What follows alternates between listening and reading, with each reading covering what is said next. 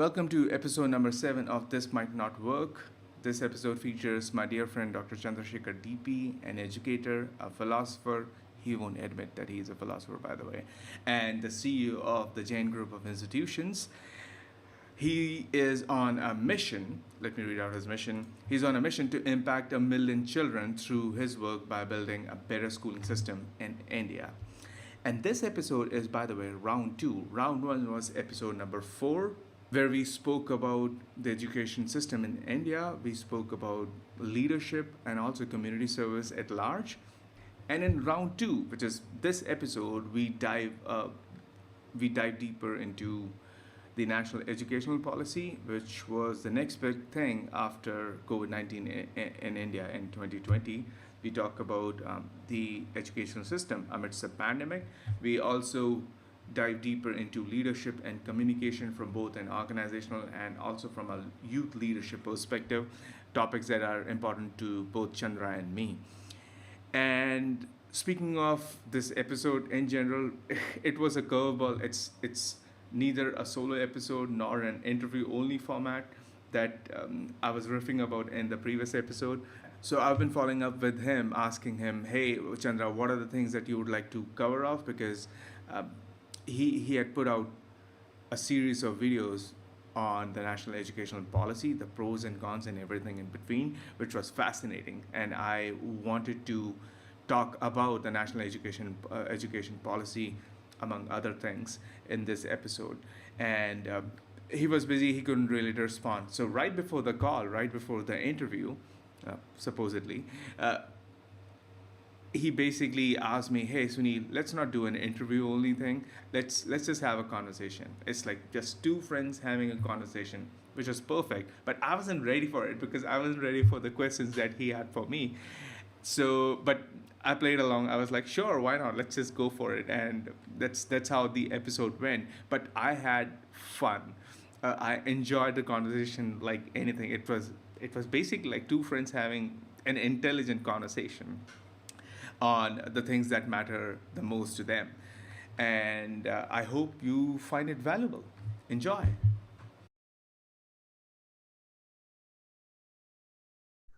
All right. So, hi, Sunil.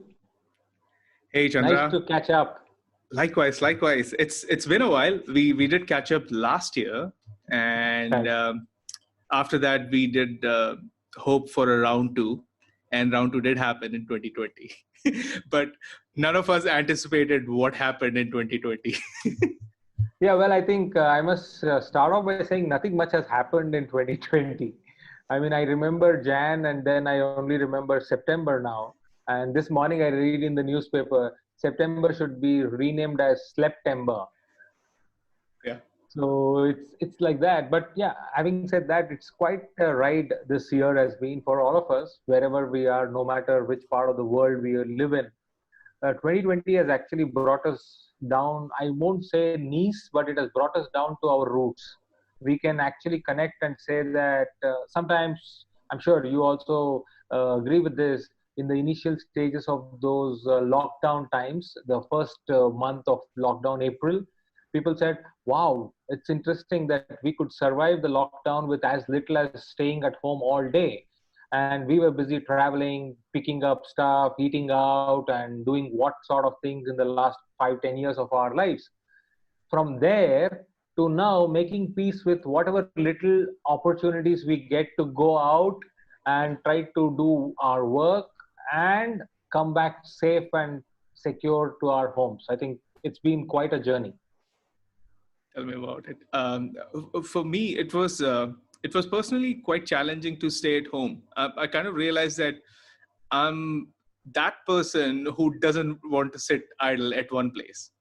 It was quite a revelation because all my life, my parents, my wife, they've been telling me this. You're restless. I'm like, restless? No, I'm pretty okay. Yeah, I am restless actually. And I got to know all of that during the months of March, April, till now. Yeah, I very much am restless, and despite the initial hiccups, I did pull it through. It it is fascinating to understand what all this chaos makes you think about yourself. And it basically, this deliberate pause that the whole situation has put on our lives, it makes us think and reflect on who we are as a person, and what kind of value are we creating for our organizations or our families or our community at large. So those are like the big existential questions that I kind of wandered into, but for a very good reason, because it I would say these 5-6 months has made me a much better version of myself.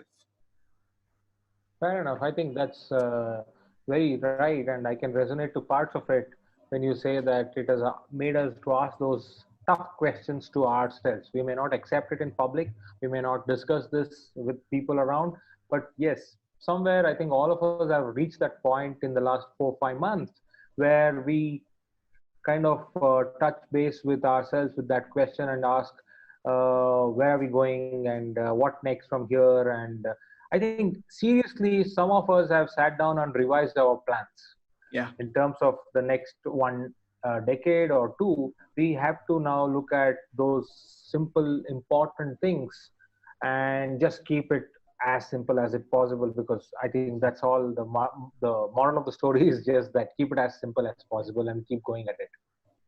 Yeah. Okay, so let's now quickly jump into a kind of a conversation here where I want to focus on a couple of things for the benefit of all of us, whoever will catch up with this episode of Conversations.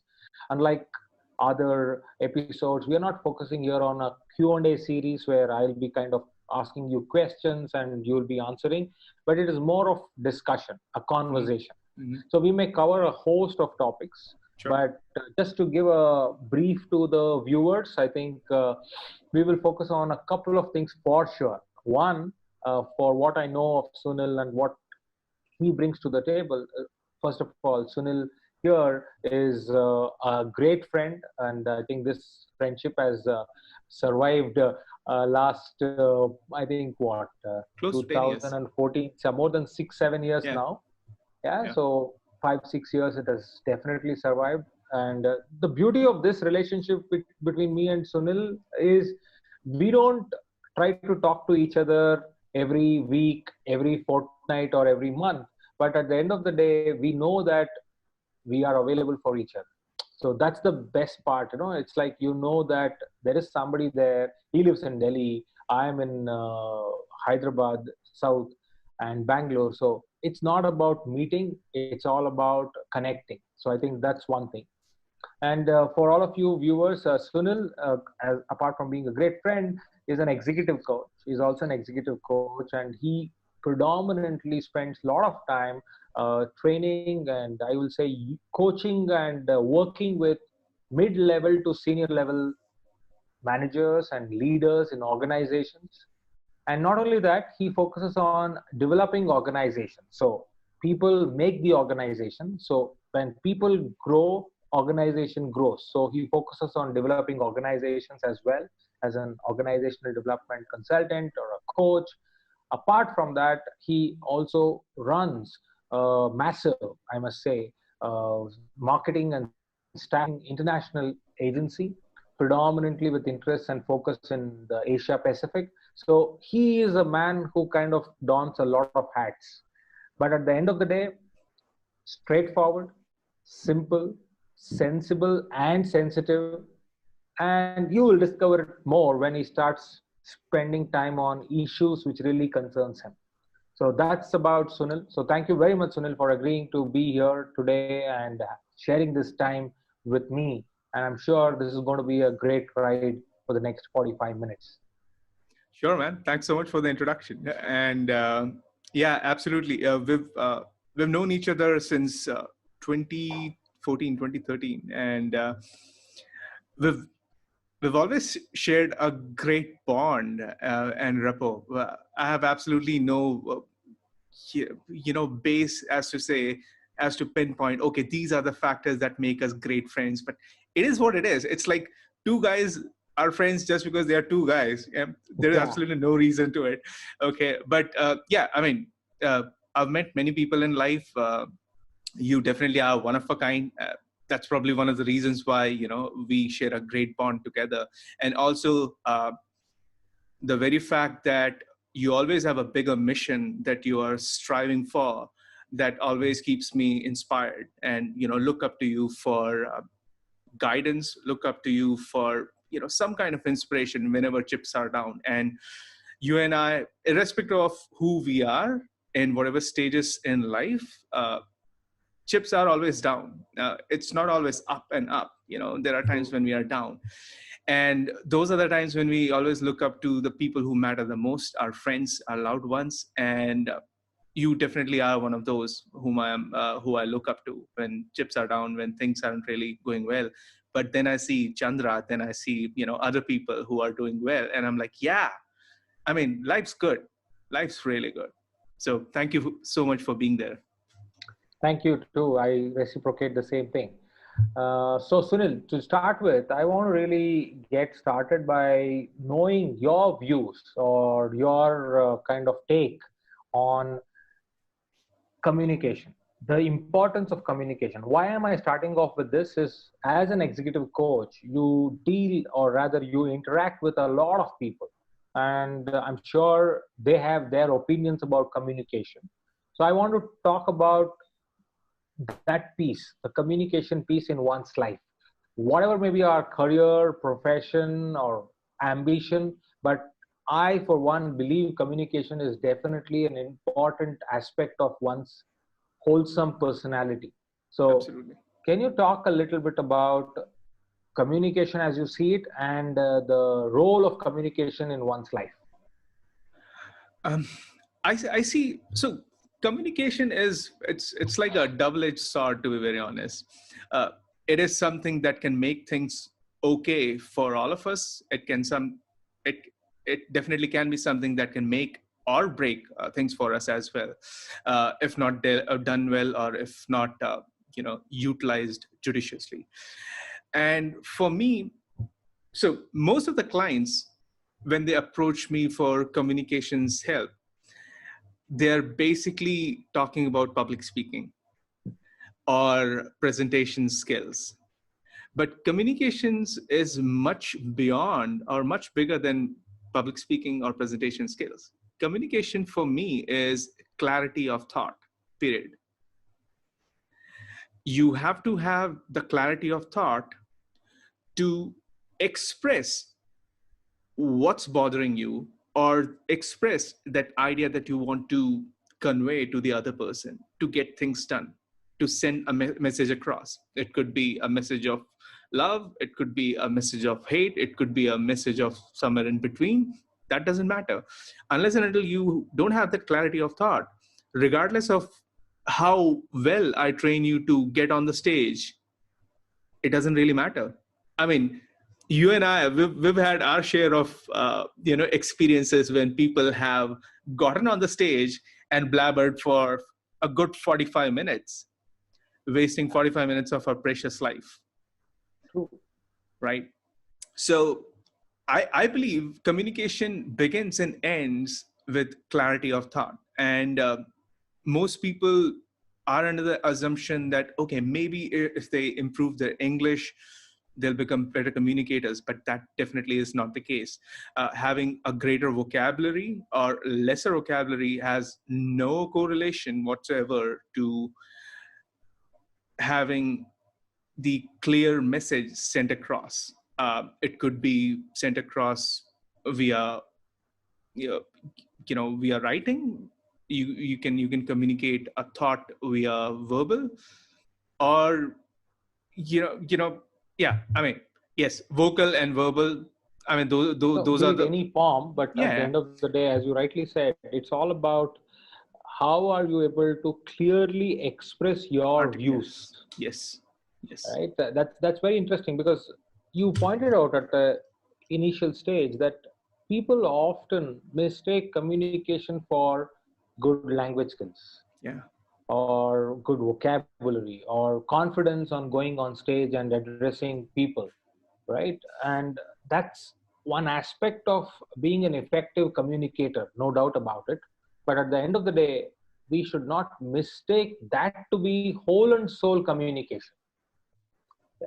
So that's a very valid point. In fact, I want to stretch that a little further, because you are a person who comes from the coaching background, and you're also a person who is in marketing. And I know when you say marketing, it's not about just creating creative and putting Yeah. it out there, Yeah. but it's about analyzing it from different dimensions, and especially when you are working cross borders. When you're Yes. working across different countries, you need to be sensitive to the culture, their traditions, their acceptance, and a lot of things.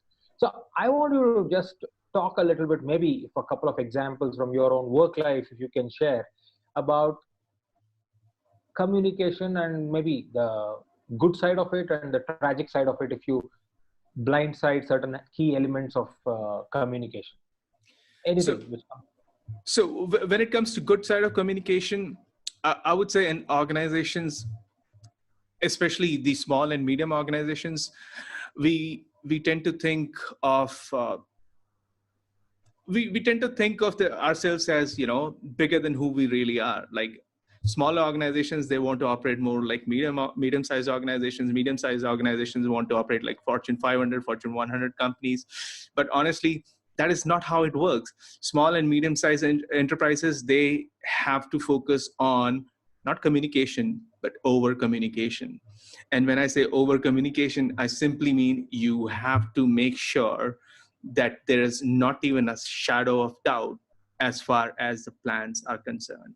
You have to make sure that if there is a feedback that you want to convey to your superiors, or maybe your team, or maybe your peers, you have to make sure that you are leaving no stones unturned to ensure that whatever you wanted to communicate or convey has been done.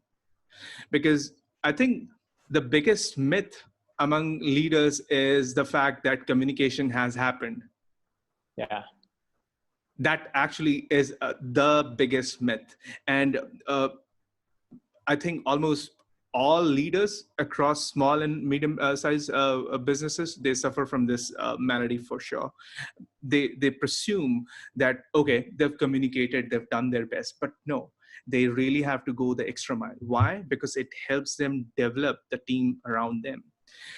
The best teams, regardless of irrespective of the kind of organizations that we're talking about. When I talk about organization, I talk about volunteer organizations, nonprofit organizations, profit organizations, sports organizations, any organizations. The best organizations in the world, they thrive on over communication. Just think about Michael Jordan's Chicago Bulls of the 90s. Do you think they would have won 6 to 7 world championships without over communications, or with just Michael Jordan assuming, yeah, I've communicated enough? That is not going to cut it. That is not going to cut it. And I think that's where uh, most leaders they fail. They simply fail at communicating, because for them communication is about dropping an email or addressing, or probably calling in for a meeting and doing a PowerPoint presentation. That is not it. We are talking about a team of 10 to 35, 10 to 50, maybe 10 to 100 people. That is it. How hard is it for any leader is to communicate? It is not. uh, so that is the bad side of it. The good side of it is, I definitely know there are leaders who make the time to sit with each and every leader to ensure that they are passing on their own persona to their leaders, who eventually have a cascading effect to everything else. So basically, we're talking about a flat organization in which everyone knows what's happening. Yeah. Okay. And this isn't only limited to the marketing world. Obviously, marketing world is a volatile world. Everything changes. Everything is fast paced. I mean, we in the world of design agencies, creative agencies, everything changes at the speed of light. I mean, if today something is a priority, a $50,000 project, tomorrow that very same project is basically shelved. Why? Priorities have changed. Okay. And in such a volatile environment, it's so easy for people to get disoriented, disengaged, and also demoralized. What does a leader has to do? He has to over communicate. There's a reason why there's a churn in the creative industry. Why? Because people don't feel appreciated enough. And all of that can literally be sorted if only the leaders care. I think because we, both of us, have enough experience in this, we know that leading, a good chunk of leading is also about caring. Yeah. And unless and until we show to our peers and the people who are reporting to us that we really care about their welfare, they really won't give a damn about us. They don't give a crap about our goals. They'll be like, well, that's his goal, not my goal, right? So in order for that resonance to happen, in order for them to feel part of something bigger than us, they have to feel that belongingness, and that only happens when you communicate. No, that's right. It's interesting you bring out that because what I could draw from when you were talking about the bad side of communication as well as the good side is you picked up at one point in time an example of media industry or the marketing agency kind of a context. Now, look at the irony there.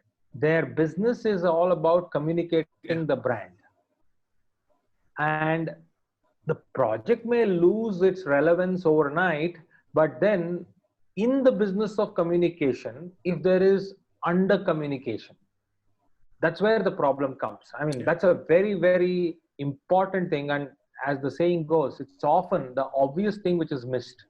Yeah. So, in a communication agency, if the communication is not up to the mark or over communication, as you put it, then that's a recipe for disaster. Now, the other side, which you also mentioned, is the positive communication where people care, people sit down with people and share their goals, their value system, the culture, and other things.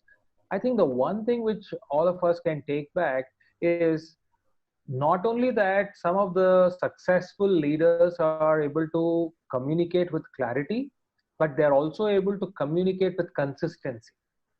So it's one of their key performance indicators. It's Yeah. not that, okay, I'm just trying to do it in my free time. Yes.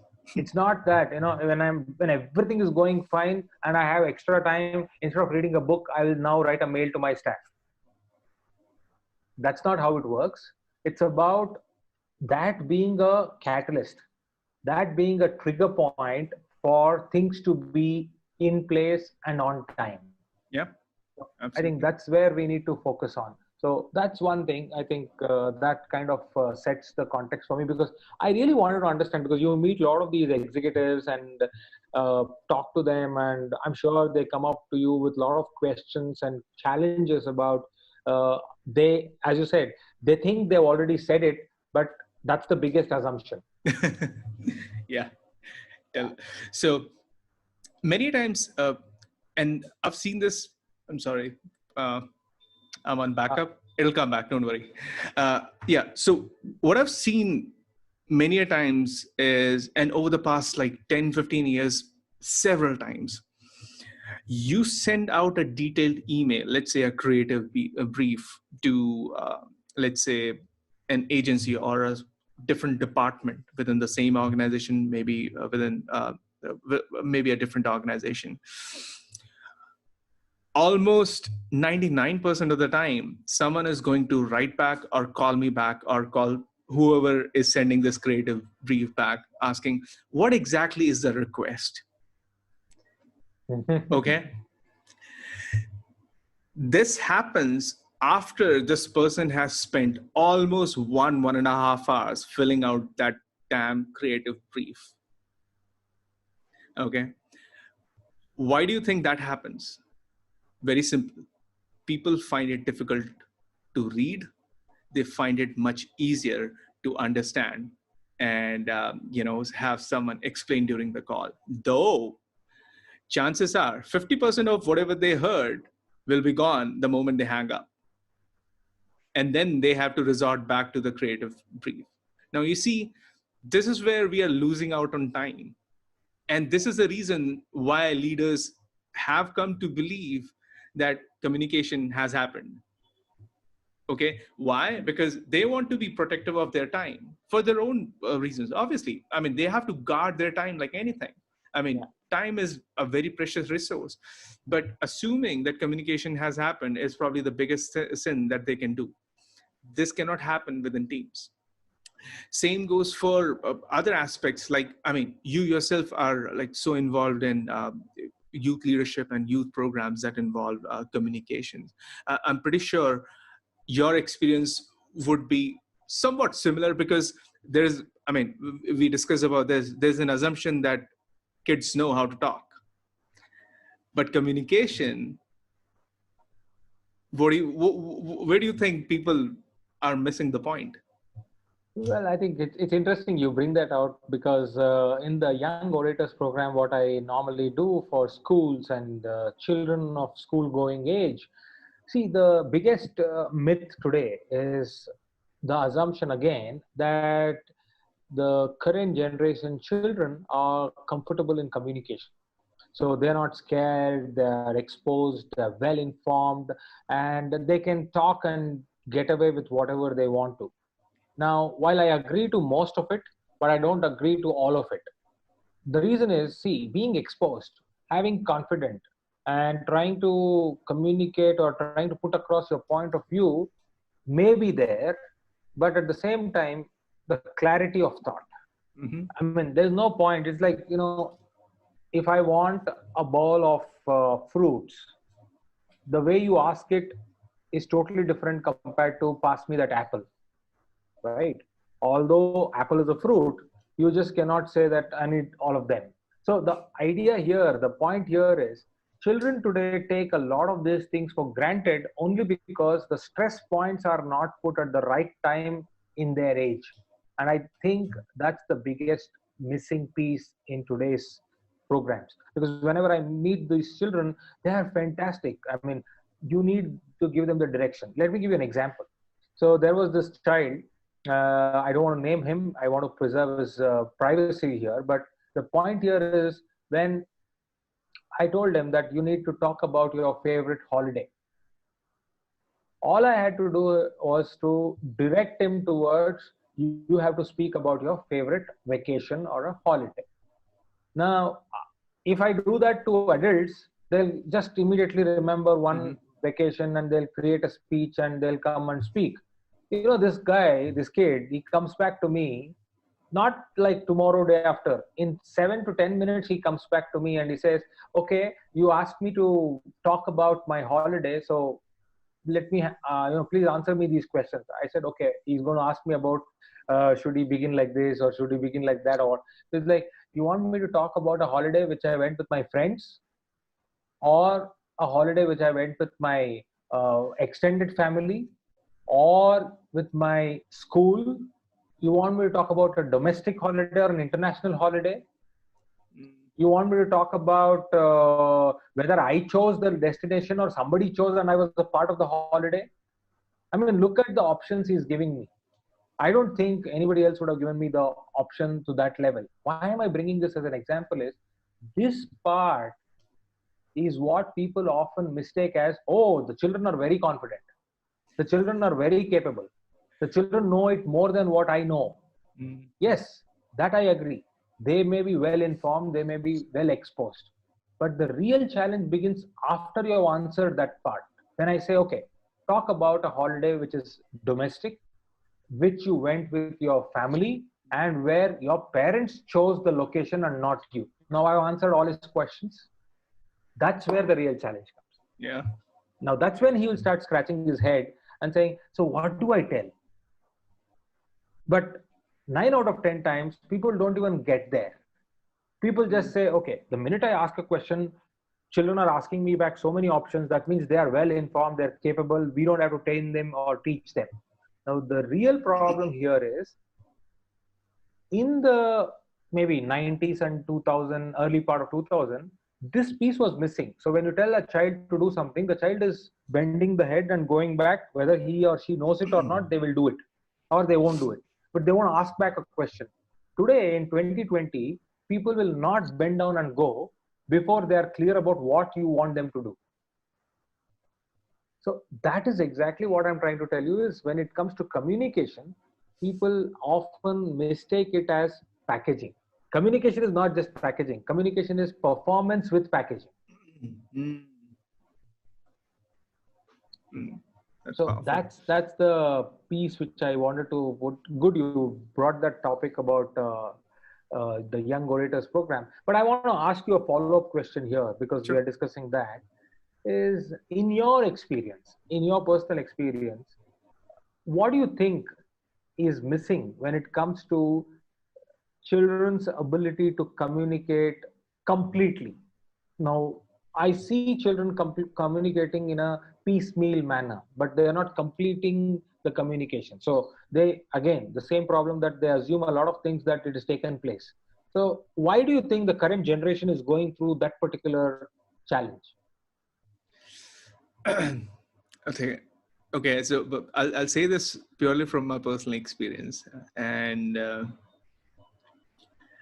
I think the current generation of children, I'm talking about under 14, they've gotten too comfortable. And because they've got everything at the tip of their fingertips, literally.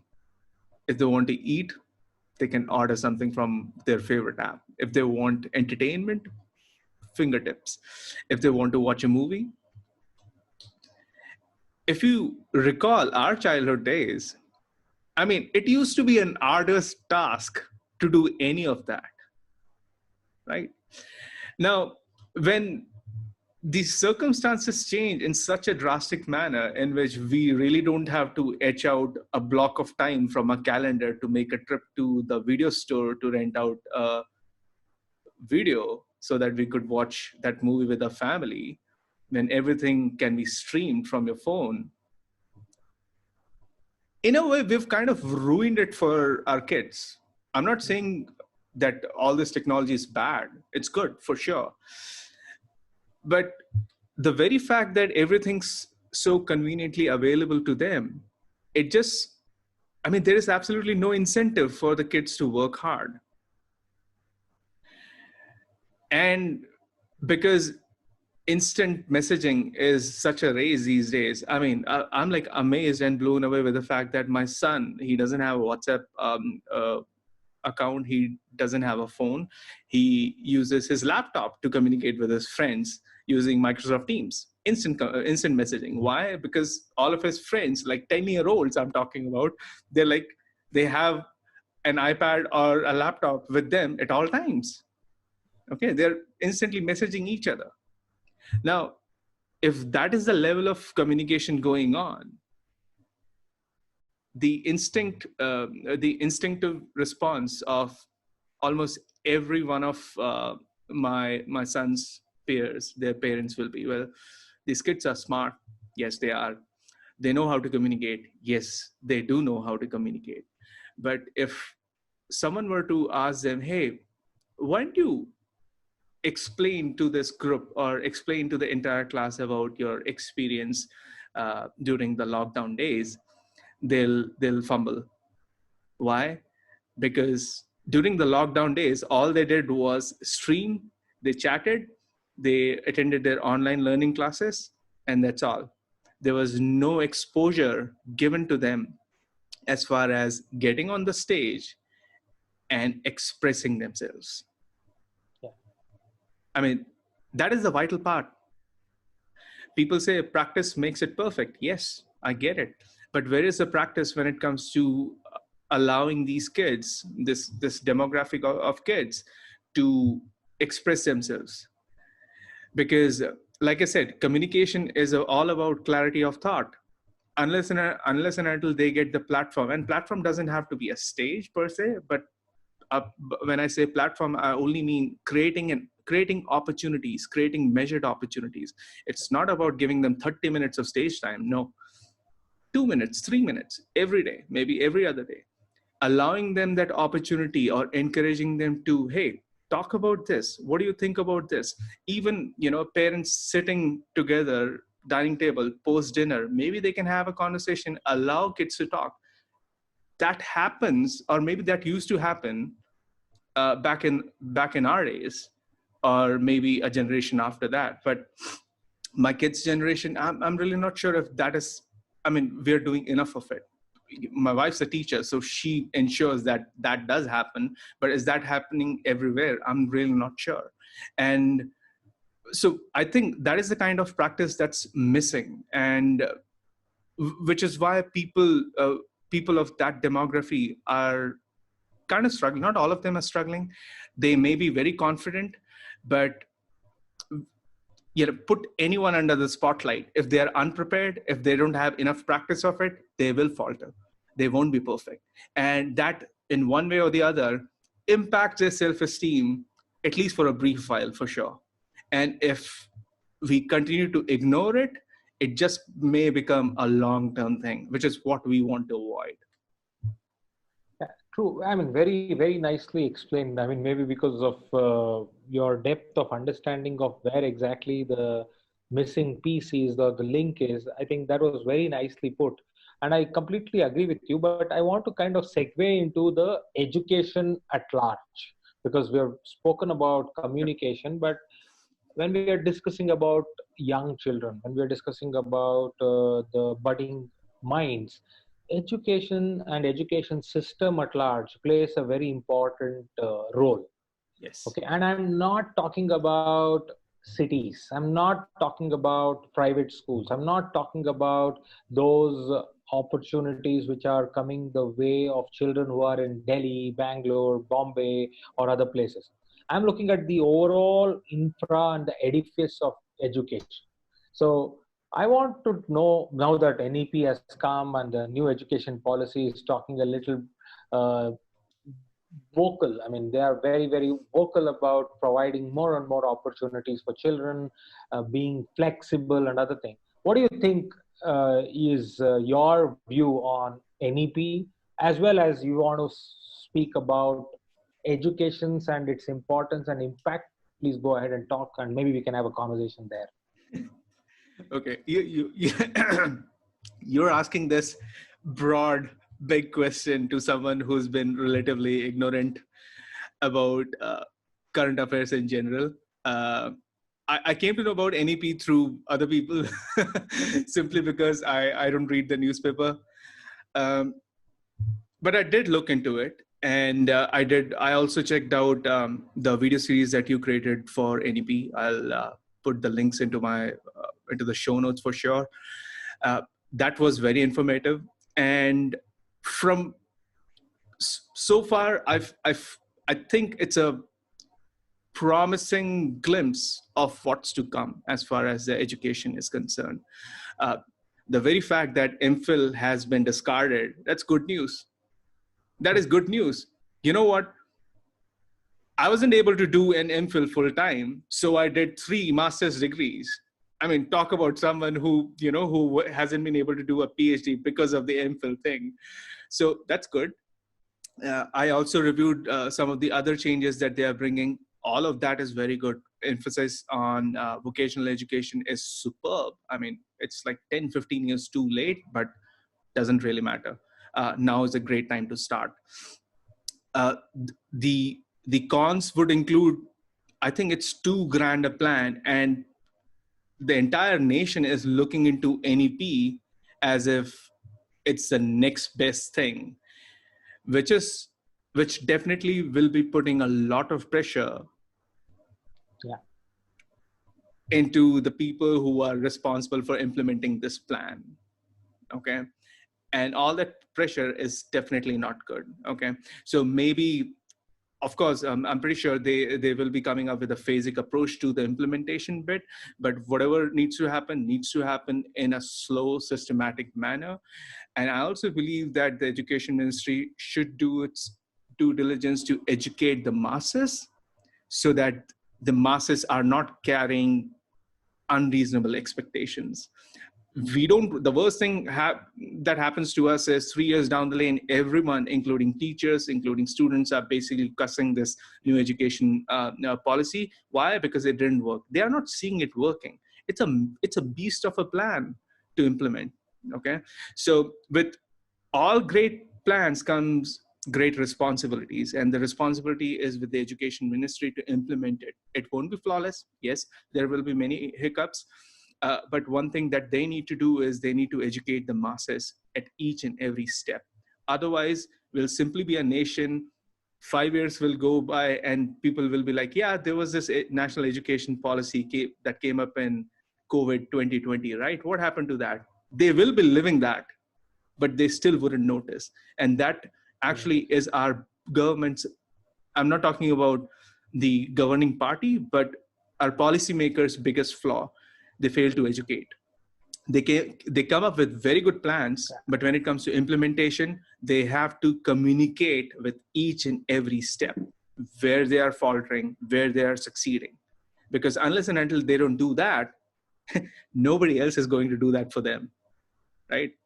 So that's my brief outlook as far as NEP is concerned. Like I said, I'm usually quite ignorant about these things, but the only reason why NEP stood out for me was because my wife's a teacher. She brought it up. I was like, interesting.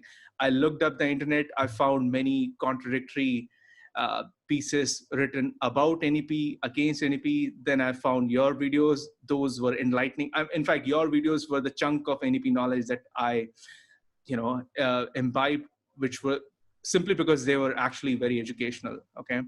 But yeah, besides that, I'm relying on educators like you, Chandra. I mean, fill me in. What's the future of this? Yeah, I mean, well, you must take credit for covering it in a nutshell, because although as innocent you claim to be about not staying updated, I'm sure what you said just now about NEP was as best as it can get in terms of summarizing it. Now, with that, I want to put a specific focus on the point which you mentioned, that that's a beast of a plan. And when people look at NEP, people kind of rub their eyes and say, is this going to be India or is it like any other country? Because when you read those pages, I mean, the draft was 484 pages and the new policy which has come out in 2020 is 66 pages. When you read those pages, you get transported into another place and it's like a wonderland. Right. Now, just to take a small example. So you mentioned that they brought in a lot of futuristic approach. They brought in a lot of promising flexibility and all that. Now, cut to 2 weeks or 3 weeks from then, what has happened with NEET and JEE? Look at what is happening with NEET and JEE. See, the simple comparison here is, people thought that the Ministry of Education has now woken up to a different world and they were promising the whole moon. And today, people are still taking that, blow in the face that more than lakhs and lakhs of children's future, career, and life is at stake when the government just refuses to do anything about just rescheduling NEET, rescheduling JEE. Why? Because they say that no, some two countries have run the show, so we should also be able to run the show, without understanding which are those two countries in comparison to a country like India. And two, the focus here is on saving the child's career. It's the same debate about life and livelihood. Livelihood is more important, but life is not important, or life is more important and livelihood is not. Same with your case, that child's life is more important or the child's career is more important. And with this, you need to look at it from the other background. Add to all of this is, for the last 3 years, the same government has been contemplating taking NEET exams online.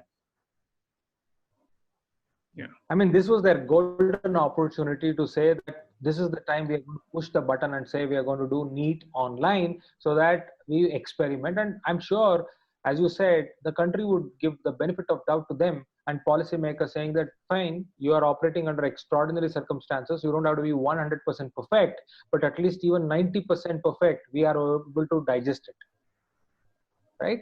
So as coming back to NEP, I think my view is, as you rightly said, it is a great plan, a grand plan, but the responsibility is not just on the government, it's on the different departments who are associated with the government, both private and governmental institutions. The implementation is the key. If implementation is not going on, and you are very generous, my friend, when you say in 5 years things will change, I have given it 20 years. NEP, if you want to see some fruit, you need to be waiting till 2040. Yeah, I'm not surprised actually. I said, in 5 years, people might look back and ask about where did NEP go. Yeah, What they won't understand or realize is NEP is a work in progress, and it may be 66 pages, but it'll take a lifetime to implement. absolutely. It will take a lifetime to implement for sure. But overall, from a bigger picture, NEP. So I've seen a lot. Oh goodness! I mean, a lot of articles that is talking basically against NEP, saying, well, it's it's it's basically designed to create more slaves, more skilled slaves. This, that, and the other. It's like grossly negative. While I get the sentiment, the fact that these guys are pursuing MPhil, and all of a sudden MPhil is not even in the equation. Certainly, there's angst among this set of audience. I get it, but all that animosity and negativity is, in a way, it could be, and I could be wrong about it. It could be undermining NEP and its true potential, because yes, the educated masses of our nation, they are aware that it's a beast of a plan. They are aware that it will take a long time to implement it. We are also aware that it won't be flawless. Uh, but nonetheless, the plan is a solid one if implemented well. And when I say implemented well, it doesn't in any way means implemented perfectly. No plan ever does get implemented perfectly. It has to have flaws. It has to have flaws. But do you think this negativity and animosity, do you think it has its place, or do you think it's just people venting out? So it's a mixed bag again, because see, in a democracy you will hear both, and you got to keep it open, because at the end of the day, that's what makes it a democracy. So you need to give freedom of speech. You need to allow people to criticize and constructively evaluate the policy. No doubt about it. But at the end of the day, the intent behind the communication, the intention behind communication is something which needs to be looked into. Now, if somebody is just trying to pull it down just for the sake of pulling it down, I think it's no rocket science that you need to just pass it. You need to discount it and just keep moving forward. But if there is something which somebody is really interested to kind of pinpoint and say that, this is really a missing piece, and you need to fix it before even it is rolled out, there's no harm in considering that. Let me give you an example. We are talking of NEP here. Now, the language policy that has created a lot of controversy, especially in the southern states, Mm-hmm. where people are saying, how can you impose a Hindi language on the southern states, and that and this and all that, without getting into the nuances and politics of it. See, the policy very clearly says that Hindi is one language which they don't call it as a national language, but they call it as a language which will equate you, unite you with the rest of the country. Okay. And now, common sense. If there are people, I mean, I'll give you my example. 2003, when I left Bangalore and I went into Raipur, Chhattisgarh, I had my first job of setting up a university in Chhattisgarh. I am from Bangalore, and the only Hindi lines I knew were from a movie of Shah Rukh Khan. That's it, because I only watched a couple of movies there, and that's the only Hindi I knew. Now, with that kind of exposure, and I have studied my third language in Hindi in terms of parts in some schools whenever I was transferred. But with that, I was finding it very difficult to cope up with communicative Hindi when it was to deal with people not only in the secretariat but also with sub staff, drivers and other people, because you need to communicate with them in that local language, Yeah. right? So now, if the government says, let's go back to schools, or the policymakers say, let's go back to school and give them that flavor so that they are not caught off guard. And also, other aspect is there are a lot of people today. The whole world is one global village. It's not about just a city or a state or a country. Yes. There are a lot of people who are like in Hyderabad. I see every corner. I see a lot of North Indian citizens who have migrated and they're living here because of IT jobs or any other thing. Now, this kind of movement happens in a country which is Yes. very dynamic. If people are making it a controversy saying that no, if you are in Tamil Nadu, you don't need to study Hindi. If you are in Karnataka, you don't need to study Hindi. That is meaningless to my thing. And even the policy also says, listen, you don't have to impose Hindi. What we are trying to tell you is, as far as practically possible, Mm-hmm. try to allow Hindi teaching and Hindi learning inside your schools. Yeah. That's number one example for not taking everything on its face value. Mm-hmm. The other thing is, you said, the negative reports or the negative communication and updations which are happening about the policy.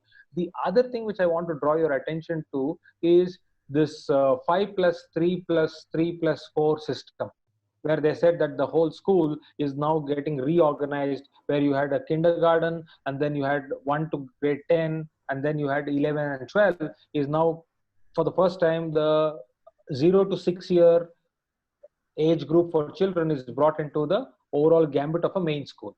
Now, I was hearing the other day in one of the panel discussions. So the principal is talking about, oh, now I have to split my schools, one school into 4 schools. Okay, where it will be a kindergarten school and then a middle school. So the policy does not ask you to split your school. Yeah. Yeah. Right? The policy tells you are bringing 0 to 6 into your mainstream education. Mm-hmm. Mm-hmm. Now, if you don't understand the intention and you keep criticizing it and saying this is not right, this is not right, this is not right, then I don't think there is any end to it. Yeah. Wow. Well, speaking of NEP, Chandra, do you have like 5 minutes? I just wanted to. Yeah, sure. Go ahead. I just wanted to dive into the state of schools and education system as in right now under COVID, because circumstances are dire. That's what I heard from the teacher who's next door.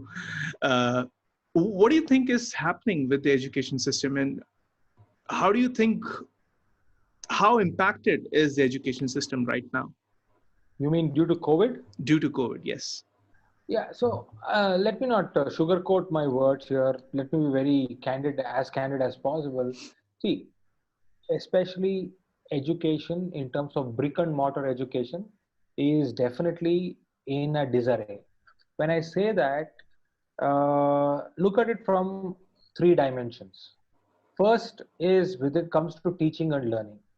Now, teaching and learning is the major responsibility of any school. Now, I must say that on a score of 1 to 10, I will rate it as 6, 6.5 on 10 when it comes to teaching and learning. Why? Because, again, the teachers across the country have been very fast in adapting to the new normal. So they're able to communicate, they're able to connect with the children, and they're able to deliver quality teaching and learning to the best of their ability. There are challenges. I'm not saying they're perfect, but at least they're able to do it rather than lifting their hands and saying, we don't know. Agreed. The second dimension is the dimension of finances or operational issues. Now, if you look at it, we are in unlock 4, and as of now, the only line which has come from the Ministry of Home Affairs is after September 21st, you may look at operating the classes 9 to 12 in batches, and they continue by saying, provided you get a written consent from the parents. Now, that's the fine line because they are cleverly shifting the responsibility on the parent. Yeah. Now, tell me, there is no vaccine out there. And as a school, if I send a survey document to my parents and say, okay, the government has given us this order, so are you willing to send your child? The parent is going to say, why will I give a consent? Because you're not taking guarantee of my child's safety in your school. And I'm not an idiot to send my child to your school when I know that everything in the world can go wrong. So basically, if you look at it from a broader perspective, Unlock 4 does not mean anything to schools. It is status quo. Yeah. Why Absolutely. that is important is, for the last 5 months, there has been 20 or 25% income if you look at it on a holistic way, but your expenditures have been at 75%. Mm. People may argue that no, you have locked down the buildings and there are no expenses. The rents are still there, the salaries are still there, the maintenance. All of us know this. You lock your home for 2 months and go, you come back, your maintenance is much costlier than what it used to be. It is. Yeah. Right? So that's the dimension, which is the operation and the financial dimension. And the third thing is lack of clarity. Now, I have no problem in the government saying, listen, this year, this academic year, the schools will not function in brick and mortar style. Okay, let's phase it out. So up to grade 8, forget about it. I mean, kindergarten, forget about it. Look at it as a year which is gone. Mm. Okay, do what you want. Do self-learning, do homeschooling, do whatever you want. Grade 1 to grade 5, it is clearly online teaching, or grade 7 online teaching with 3 or 4 sessions in a week or whatever. Give them a timetable and then ask the schools and ask the institutions to follow. Mm-hmm. 9, 10, 11, 12, have a master plan. Okay, the syllabus is truncated to 30% or 50%. Now follow this. Your exams are going to be scheduled in maybe May or June or July. Clearly declare that. Okay, what happens is, with the clarity, you get the whole machinery aiming towards one objective. Today, there is no clarity. It's like you're shooting in the air. You don't know where you're trying to hit. And in the process, a lot of jugads, lot of innovation, Yeah. and lot of cutting corners are happening. And my only worry here is, if you relax for a little more time, then you'll have a new problem on hand. You'll have vaccine for COVID, but then you will have a problem, which is, if the children are lagging behind because of the failure of a system, that is a irreparable problem for at least next 3 years. Yes. Because research shows, if the student is going back by 1 year, it will take him 2+ years to come back to the same standard. Your Acer report, or whatever you call it, is all about that. So this is the biggest issue which we need to focus in education. So COVID has not been definitely kind on education sector, but the edtech is booming. In fact, you see Byju's, you see Unacademies, you see everybody who are doubling or tripling their valuation. I know of this company called Convegenius, Yeah. CG, and they are doing great, no doubt about it. And I have nothing against any of these IT companies or edtech companies. In fact, we use their services in some parts. But what I'm trying to explain here is, CG, Convegenius people have tripled their subscription in the last 3 months. Mm. That's just some statistics for you. Why? Because there's no choice. There's no option. So edtech is booming. Hardcore real-time education is suffering. So, Chandra, my concern is, well, I'm rather curious. What needs to happen for the education system to embrace the edtech that's like already out there, and incorporate in their existing systems, just to make sure that they have this holistic offering for the kids? Two reasons for this. One, it definitely makes a very good combination as far as an educational offering is concerned from the school's end. Two, I believe schools aren't getting paid as far as the fees are concerned. Like 60 to 70% of the population, they're just not paying the fees, which has been the norm. They'll see more value in paying money rather than not paying money. Because what seems to be happening, and this is just my understanding based on a couple of cases that I know, what seems to be happening is parents are basically questioning, I mean, why even bother with the online classes because it's not perfect. Okay, that's one. Two, some of them are like biased, as in, okay, we really don't like this teacher, so we would, oh, we don't want our kids to attend the classes. I mean, inane reasons. Let's not even get into that. But my contention is more around what happens if mainstream education combines forces with the existing ed tech out there to make a more valuable offer to the kids and their parents, obviously. See, I think that is something which is going to happen. Maybe not immediately, but in the future, that is the way forward for both in terms of educational institutions as well as these edtech players. The reason is it's going to be a marriage of convenience. Now Yes. look at it from the side of the educational institutions, as you rightly pointed out. You need to become holistic in your offering, and look at it from the side of the edtech providers or edtech solution givers.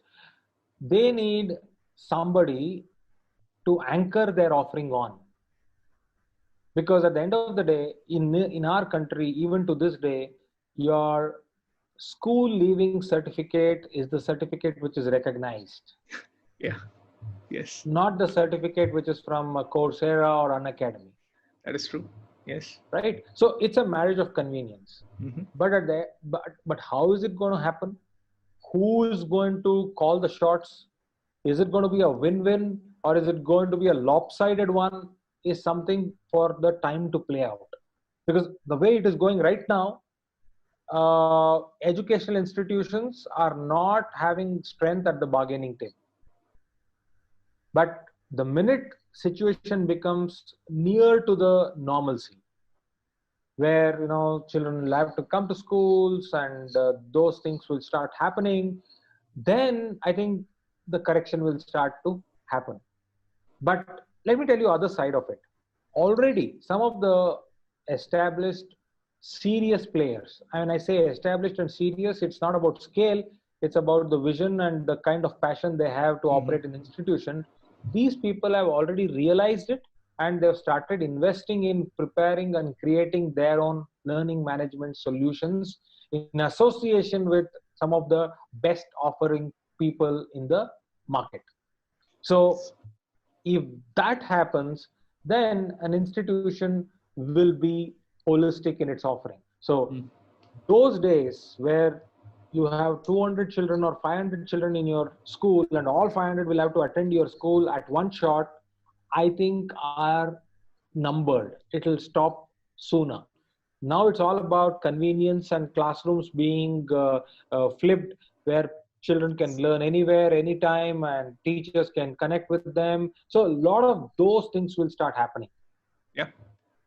I remember the concept of flipped classroom making its appearance first in 2006, uh, when Khan Academy was making waves in the US. And it took us 14 years to adapt to that. But I'm And glad we made it. 14 years plus a pandemic. Oh, yeah. Had it not been for the pandemic, definitely not. But yeah. Anyway, so Chandra, we are out of time. Thank you so much for taking out time today, man. I really, really appreciate it. Wonderful conversation. We should do it some other time soon. Sure. Thank you so much. And I really enjoyed sharing my views on education, and also listening to your views on communication, because that's something which I really wanted to know. And thank you so much for being as candid as you can and sharing those examples. And I really appreciate your perspectives when it comes to whatever you have shared so far. So thanks once again, Sunil. Thanks, Chandra. See you. All right. See you. Bye. Take care. Yeah. Bye. Cheers. So that's about it. Thank you so much for your time and attention. I hope you enjoyed our conversation on the national educational policy, communication, and leadership. I certainly had fun. The next episode will feature, or it won't feature anyone. The next episode will be a solo episode on my workshop, the first module from my workshop, the 15 Laws of Invaluable Growth, which is based off of Dr. John Maxwell's seminal work by the same name. And I'm pretty sure you'll find it immensely valuable. So stay tuned for that until we meet again next time. Peace.